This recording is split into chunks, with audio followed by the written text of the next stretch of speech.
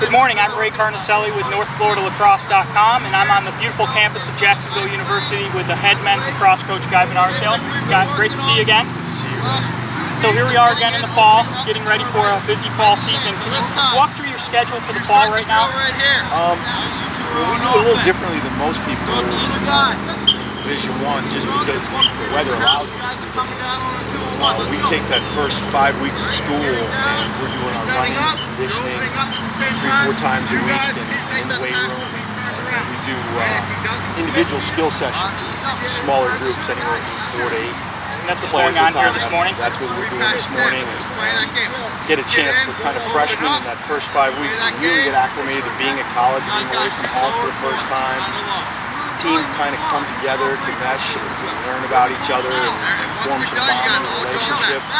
Also get some of our fitness level up, and then we start practice about September 26th.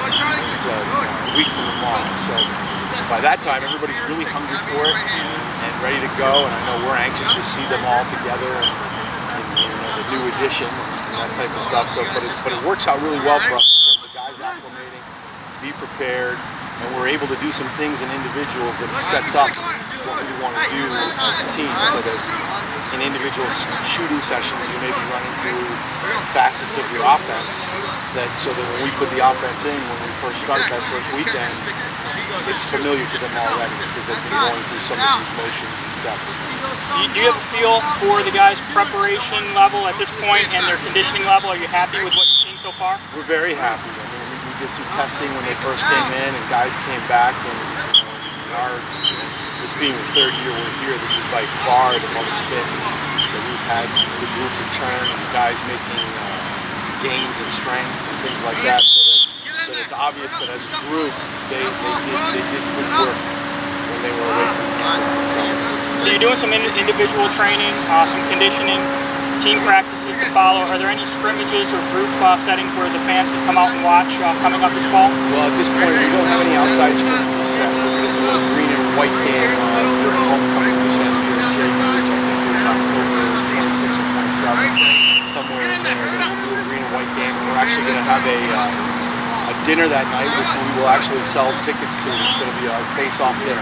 Oh, perfect. And it's going to kind of honor the team from the year before and introduce this year's edition and just kind of kick off our season and also wait for us to do some fundraising. Very nice. So talking about the team that you have back and the group that you brought in, it was a large class. I think the roster size is 50, close to 50 at this point. Is that where you see your team going in the spring?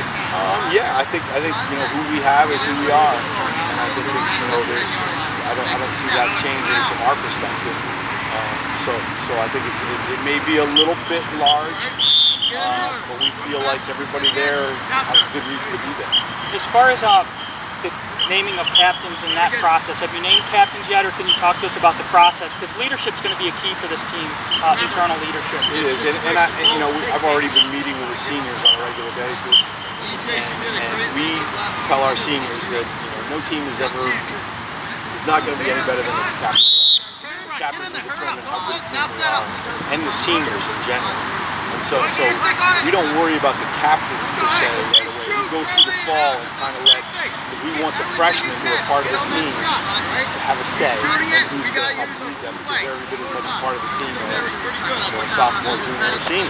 And so we usually do a vote towards the end of the fall. It's a team vote where we select our captains. They select who they want to lead them. Can you tell us about the new addition to your coaching staff? I know you're excited about Coach Streeton. Yeah, David Streeton went to Binghamton. He's been coaching the game for 3 or 4 years. Has a really neat story to him, but he brings a lot of experience.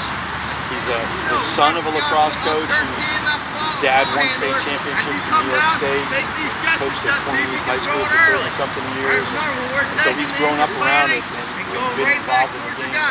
Brings a real expertise to the face-off game, which is something that we probably feel like we needed. He'll be great for us in working with he'll help out on the offensive end and on game days. He'll do an extremely important job of running that substitution box and being the traffic cop. And having somebody with so much game knowledge and being able to be alert and aware of what's happening with guys' conditioning on the field, injuries during the game, I'm sure Coach Streeton's experience is really going to pay off there. There's no question. I mean, I think he brings. We're very fortunate that this is a position that the university has upgraded. That we've been a graduate assistant position in the past. It's now a full-time position. So, like other Division I programs now, we have 2 full-time assistant coaches. So it's going to help us in recruiting. It helps us just in the administration of the program every day in the office, and then out on the field, he also has more contact hours. You know, and if we're going to carry a roster of 50, you need guys who are going to be available for our student athletes. Coach, I took a swipe at my kind of goals and keys for the fall for Jacksonville University, and the followers of my website and newsletter gave me some feedback saying I was way off base here. They think I was on track there, but let me just go through a couple of them with you and get your opinion. The one where I got the most pushback and people didn't agree with me was the short stick midi defense. I felt like there was an opportunity for some new guys to make some gains there, and it's an important part of your program, but a lot of people didn't agree with me. Can you give me your opinion on the short stick midi defense? Well, I think short stick midi defense in our game may be the most important position on the field, because every team that you play at this level immediately tests your short sticks. And if you have short sticks, defense comes down to, as an offensive team, you want to make the defense move. And the more they have to move, the better chance you're going to have to create opportunities. So if you're not able to hold up in that short stick matchup, that you constantly have to slide to support that, then you've already lost half the battle, and now you started moving in the offensive game. So it's a critically important position. And I like the guys we have there. I think it's going to be one of our stronger facets of our team. I think with Mike McCready back, who may be the best athlete in our program, and he really came on last year. Will Crenshaw has got 2 really good years of having played that position and understanding it. That's 2 seniors who have been playing that position for 2 years that really understand the full team focus of things, but also how to defend one-on-one. They're big, strong athletes. And Haas seemed to really excel in the clearing game especially. Yeah, Sam does a great job on the loose ball and gets the ball out of our end and defends well and give you a little more of a threat. And he comes down with the ball. And I think injuries set him back a little bit last year, but we expect him to be, when he's at the top of his game and healthy, he's a great player too. And we've got some younger guys that we think are ready to also. We're looking at our roster now, and we have 5 or 6 guys in that position that we think are going to be pretty strong at that position. Another area, obviously, every team face-offs. We saw it in the national championship game with Syracuse and Duke, and so many other games are turned. The tide is turned on at the X. It's an interesting thing, because the year before Loyola wins the face-off on Final Four weekend and won 4 face-offs. Then you go last year, Duke arguably won the national championship because the face-off guy dominated. So I think sometimes I look at it as you kind of pair your face-off and goalie together. And then if you have a great face-off guy, your goalie doesn't have to be as good. If your face-off guy isn't as strong, your goalie got to be better. And I think that happens. We're going to be inexperienced at that position, but we're going to be talented. We have a freshman from Dallas, Texas, Sam Rosengarten, who we think is tremendous. And we recruited specifically as a FOGA. And we've got a couple of sophomores that have been working hard at it. We're working hard with Coach Street, and that's where his expertise is really going to help us to develop guys that we think that we can do all right. Dan McNulty was kind of thrown to the wolves last year and did an unbelievable job just holding his own and keeping us in a position where you make that partnership. You partner Dan McNulty's success with, even though it's right around 50%, but you partner that with our goalkeeper, Pete DeLuca. MAC Defensive Player of the Year last year, really coming into his own. We're in good shape that way. So I feel like we have a lot of. I think we have a ways to go to get there, but I think where we're going to get is going to be pretty good. The other area that I mentioned was sorting out who's going to find the field on attack and who's going to be able to be the playmakers. And I'm very excited to see Rob Moore in action. He's kind of been out in the wilderness here for a year, and Ari Waffle, and I'm sure there's a number of guys fighting to get playing time. Well, we think that's where our team is going to change the most this year.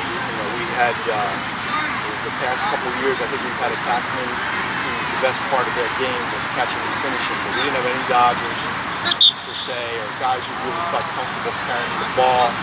behind the cage and attacking the cage.